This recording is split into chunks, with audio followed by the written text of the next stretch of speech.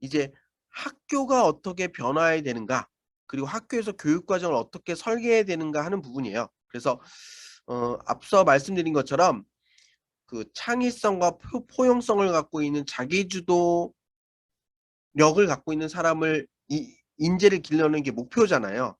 그래서 제가 이 교육 과정을 계속 반복적으로 읽으면서 느끼는 건 뭐냐면, 교육부에서 지역 교육청과 각 학교도 창의성과 포용성을 담은 자기주도적인 학교의 모습, 교육청의 모습을 세팅해서 아이들이 다양한 교육 기회, 역량을 끌어올릴 수 있는 교육 기회를 스스로 만들어내야 된다라는 내용을 굉장히 강조해 담고 있어요.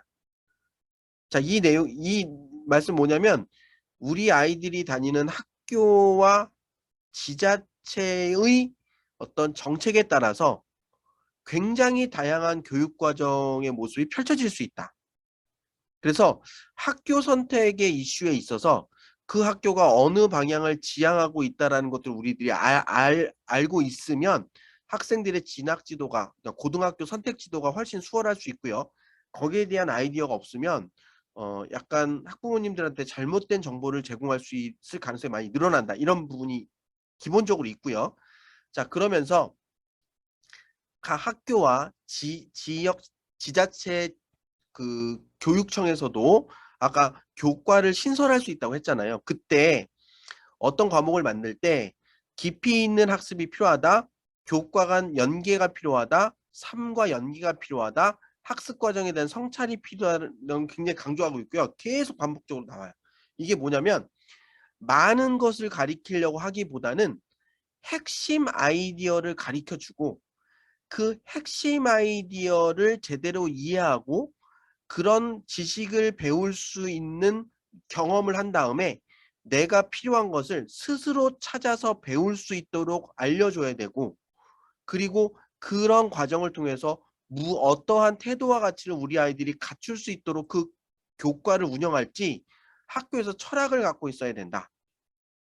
그리고 기본적인 아까 보셨던 국영수사과 은미체와 관련된 이런 교과목에서 무엇을 가르쳐야 되고, 그 가리킨 아이디어를 어떻게 활용해서 탐구하는 경험을 쌓게 하고, 그것을 통해서 어떤 그 과목의 고유한 태도와 가치를 할 건지는 국가 교육과정에 담아낼 거예요. 그러니까 그 담아낸 대로 학교에서 가르쳐야 되고, 학교에서 스스로 만든 교육 과목이 있다면 그 과목에도 이런 내용들을 같이 담아내야 된다. 그리고 이 내용이 결국 핵심적으로 보면 지식과 지식과 지식을 확장하는 스킬, 지식을 적용하는 스킬, 그리고 태도와 가치, 역량에 해당하는 부분이잖아요. 그래서 이 내용을 그대로 아이들을 평가하는 취지에 담아내고 그것들을 아이들을 평가해야 된다라는 프로세스로 다 정리가 돼 있어요. 그리고 그런 역량을 평가하는 방법이 바로 과정 중심의 평가, 선원 수행 평가, 수행 평가예요. 자, 그래서 고교학점제가 적용되면 공통 과목은 상대평가지만 나머지 과목은 절대평가다. 절대평가에 되면 학교에서 선생님들에 대한 평가의 자율권을 확대할 거다. 평가의 자율권을 확대할 때 어떤 방향으로 확대하느냐? 중간고사, 기말고사 당연히 있겠지만 어떤 다양한 수행평가나 형성평가 등을 통해서 아이들이 스스로 성장하고 있는지 자신의 생각을 담아내고 결과물을 만들어낼 수 있는 다양한 경험을 주는 형태로 평가 내용도 바뀔 거다. 그럼 대학은 이 학생들이 학교에서 배운 교과목의 거의 60% 이상이 선택 과목이면 그 아이가 어떤 과목을 선택했고 그 과목에서 어떠한 경험들을 했고 그 경험의 수준이 얼마나 성장했는지를 확인해서 학생을 뽑는 프로세스로 자연스럽게 바뀔 수밖에 없잖아요. 자, 그런 내용들을 우리가 좀 확인하셔야 된다는 부분이고요. 그리고 이 부분에 대해서는 제가 좀 고민이 많은 부분이, 지금 구체적으로 뭐라고 나와 있지는 않지만 학교 수업을 조금 더 디지털 활용 수업으로 바꿔야 된다는 내용이 계속 담겨져 있어요. 그래서 LMS 시스템을 동원해서 아이들이 학교에서 지정된 과목을 정확하게 들었는지, 그리고 결과물을 어떻게 냈는지, 그리고 과거 평가가 어떻게 나와 있는지, 이런 부분들을 다 전산 시스템으로 정리를 할 것이고, 계속 내용을 읽으면서 나오는 내용이 뭐냐면 AI를 활용한 맞춤형 교수학습을 추진할 수 있도록 하겠다고 하거든요. 근데 이게 지금 사교육에서는 지금 앞서 나가는 어떤 교육 시스템에서는 계속 얘기가 나오는 거죠. 그래서 아이들의 어떤 학습의 결과물을 인공지능이 계속 그 점검한 상태에서 그 아이의 수준에 맞는 어떤 교육 컨텐츠를 제공하고 그 컨텐츠에 맞는 수업을 진행할 수 있도록 한다. 자, 이게 그 지금 성인 교육 시장에서 많이 이루어지고 있거든요. 그래서 일반 기업에서 많은 직원들을 교육시킬 때 회사에서 너 이거 들어가 아니라 들을 수 있는 어떤 교육 시스템 안에 그 사람을 가입시키고 너는 이번 1년 동안 어떤 어느 정도의 양을 네가 자유롭게 선택해서 들을 수 있어. 이런 어떤 기회를 주고 학습자 스스로 자기가 원하는 내가 격리팀인 회계팀인데 회계에 대한 어떤 뭐 세법 변화에 대해서 배우고 싶다. 그럼 그런 거 한번 듣는데 그 사람이 나에게 꼭 필요한 과목이 뭔지 잘 모르잖아요. 그래서 인공지능이 너와 같은 경력과 너와 같은 전공과 너와 같은 커리어, 그러니까 다양한 경험들을 쌓은 사람이 주로 선택하는 과목은 요런 과목들을 많이 들어는 걸 추천해 준대요. 자, 그러면 어 보통 그 인사팀에서 당신의 커리어면 요런 과목들을 선택하면 좋겠습니다라고 추천하는 과목이 있고 인공지능이 추천한 과목이 있고 이게 두 가지의 어떤 선택의 폭을 딱 준 다음에 학습자가 어떤 과목을 선택하는지 보면 보통 인공지능이 추천한 그 강의를 더 많이 선택해 듣는다고 하거든요. 자, 이제 이러한 것들이 국가교육 안에 들어올지는 잘 모르겠습니다만 어쨌든 그런 것들을 활용해야 된다는 내용들이 굉장히 많고요. 또 우리 학원에서 많이 얘기하신 게 뭐 온오프 그 그걸 뭐라고 하죠? 하여튼 온라인과 오프라인을 병행하는 수업 형태를 많이 진행한다 이런 얘기 많이 하잖아요. 근데 그런 교육을 학교 안에서 진행해야 된다는 내용이 되게 반복적으로 언급되고 있습니다. 근데 그게 실제로 어떤 식으로 될지는 잘 모르겠어요. 근데 어쨌든 그러한 시스템의 변화와 교수 학습 방법의 변화를 같이 만들어 나갈 것이고 그런 선생님들을 교육시키는 방법들에 대해서도 추가적인 어떤 어, 교육 기회를 많이 만들겠다라는 얘기를 하고 있고요. 자, 그런 얘기를 들으면서 여기 나온 몇 가지의 소스가 있어요. 그런 교육들을 추진하기 위해서 디지털 기반 원격 교육 활성화 기본법을 만들겠다. 2021년 9월에 제정됐다고 해서 한번 찾아보니까 아직 그 내용이 굉장히 정교하지 않은 상태예요. 그리고 코로나 이후 미래 교육 전환 위한 10대 과제. 그래서 이 내용들 한번 다 쭉 봤는데 여기서도 아주 구체적인 내용은 없어요. 그래서 이 부분에 대해서는 좀 지속적으로 추가적인 내용들을 살펴봐야 될 것 같고요. 자, 그리고 조금 더 중요한 부분은 뭐냐면 선생님의 양성 문제예요. 지금 고교학점제가 진행되면 제일 지금 짜증나는 분들이 선생님들이거든요. 그래서 기본적으로 학교의 고민은 다양한 과목을 가리킬 학교 선생님이 부족하다.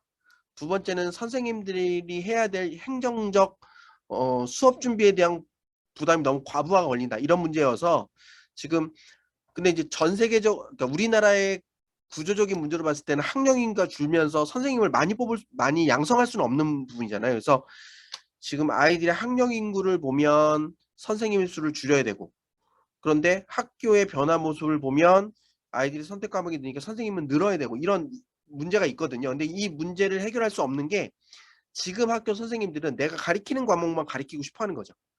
그래서 지금 나오는 내용은 뭐냐면 이 선생님을 양성하는 교육기관의 수를 줄여요. 그 대신에 그 졸업하는 학생들이 다양한 과목을 가르칠 수 있도록 복수 전공들을 권장하고 복수 자격이 있는 학생들을 조금 더 우선권을 주는 거예요. 그리고 학교 선생님들에게는 지금 가리키는 과목 말고 다른 과목도 가르쳐라. 그래서 융합 선택 과목 같은 경우는 다양한 과목의 연결 과목이잖아요. 그래서 그런 과목을 가르칠 수 있도록 부전공 연수를 시키고요. 또 중학교 선생님들이 고등학교에서 교육할 수 있는 기회, 혹은 고등학교 선생님이 중학교에서 가르칠 수 있는 기회, 이런 것들도 많이 지금 만들고 있고, 또 지역 지자체의 교육청마다 순회 교사를 양성해서 뭐 예를 들면 베트남어를 배우고 싶다 우리 동네 없다. 그러면 베트남어 선생님이 각 학교를 돌아다니면서 가르쳐 주는. 그러니까 소속된 학교가 없고 그 강의가 개설된 학교에 가서 그 시간에 맞춰서 가서 교육을 하는 그런 형태의 어떤 교원 수급 정책들이 만들어지고 있어요. 그래서 교대를 가려고 하거나 혹은 중고등학교 선생님이 되고 싶어하는 학생들에게는 이런 아이디어를 주면서 이런 내용에 따라서 뭔가 준비를 한다면 저는 뭐 수학 교사가 되겠다라는 어떤 하나의 영역뿐만 아니라 뭐 수학과 과학을 복수 전공해서 뭐 이런 내용들이 들어가면 앞으로 조금 더 교대나 혹은 사범대에서 선발할 때 얘가 뭔가 방향성을 알고 있는 애구나 이런 것들을 알 수 있겠죠. 자, 그리고 대입제도 개선 방안과 관련돼서는 앞서 말씀드린 것처럼 2024년 2월 달에 발표할 거고요. 이렇게 발표가 늦어진 이유는 뭐 4년 예고제 이런 부분도 있지만 국가교육과정의 큰 방향을 정하는 국가교육위원회에서 충분한 사회적 합의를 도출해서 뭔가 발표할 수 있도록 지금 방향성에 대해서 공식적으로 언급하지 않고 있는 거예요. 그래서 이런 부분에 대해서는 제가 조금 더 뒤에 조금 더 자세히 한번 설명드리도록 하겠고요. 자, 고교학점제가 적용되면 학교 모습이 많이 바뀝니다. 가장 큰 차이가 반 개념이 없어질 거예요. 뭐 1학년 때는 반 개념이 있을 수 있는데 2, 3학년이 되면 아이들마다 시간표가 다 다르죠. 그러면 과연 학급 담임의 개념이 의미가 있는가? 이런 거에 대한 이슈들이 있고요. 그렇게 되면 지금 한 반 구성으로 되어 있는 학교의 어떤 여러 가지 형식들이 이제 교과교실제 중심으로 많이 바뀌겠죠. 거기에 앞서 보신 것처럼 뭐 디지털 교육을 강화하겠다 그러면 학교 안에서 디지털 기기들을 많이 활용할 수 있는 여러 가지 시설들이 만들어져야 되잖아요. 그래서 그런 작업 때문에 지금 가구업체들이 난리랍니다. 지금 학교의 시설 설비 뭐 이런 것들 좀 세팅하는 것 때문에 지금 눈코 뜰 수 없이 바쁘다 뭐 그런 얘기도 들리고 있더라고요. 자, 그래서 앞서 말씀드린 것처럼 앞으로 여러분들은 이제 교육부의 정책 발표도 중요하지만 내년 7월 이후부터는 국가교육위원회의 어떤 공식적인 의견들이 되게 중요하고요. 국가교육위원회는 앞으로 교육 비전과 10년 단위 국가교육 발전 계획을 수립하고 교육부는 국가교육위원회에서 만든 이 국가교육 장기 발전 계획에 맞춰서 교육 정책을 수립하고 집행하는 역할로 이렇게 역할의 범위가 나뉘어지는 거예요. 그래서 대입에 대한 부분도 이런 국가교육위원회에서 앞으로 정책적 결정을 할 가능성이 높다. 보셔야 되고요. 앞서 제가 이 표를 좀 빨리 보여드릴까 말까 하다가 좀 이렇게 멈칫멈칫했는데 지금은 204단위. 그런데 앞으로 개선하는 192학점.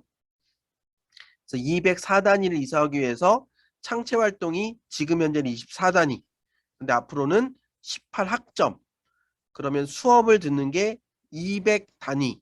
아니죠. 180단위. 여기는 174학점.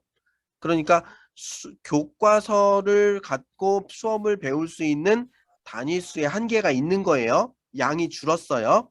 그런데 그 중에 요만큼은 필수 교과 단위. 그래서 국어에는 무슨 일을 해도 8학점은 이수해야 돼. 수학은 무조건 8학점 이수해야 돼. 영어는 무조건 8학점 이상 이수해야 돼. 이런 거예요. 그러니까 요거 이상 이수해야 돼. 그래서 국가에서 정한 이수학점이 84학점. 학생이 자유롭게 선택할 수 있는 게 91학점. 자, 근데 앞서 국영수 합쳐서 81학점을 들을 수 있다고 했잖아요. 근데 38에 24학점만 필수죠. 그러니까 학생에 따라서는 맥시멈, 나머지 이 차이를 국영수 중에 다른 과목들을 선택해 들을 수 있어요. 무슨 말씀인지 이해되시죠? 자, 그러니까 절대적인 단위수, 학점수가, 그러니까 공부하는 시수가 줄기 때문에 어쩔 수 없이 줄어드는 것들은 인지하시고, 하지만 필수 이수학점을 넘어서 아이들이 선택할 수 있는 90학점 중에 몇 학점을 국영수를 할 것이냐에 대한 자율권은 많이 늘어나 있는 거고요. 거기에 대한 과목수 충분히 많아요.